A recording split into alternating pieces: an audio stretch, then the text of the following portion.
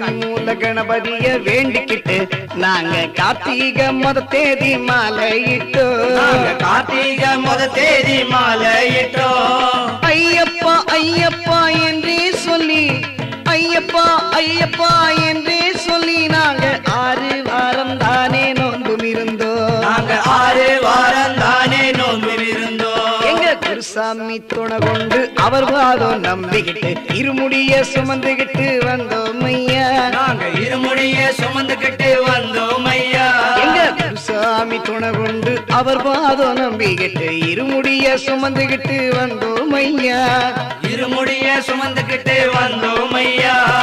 6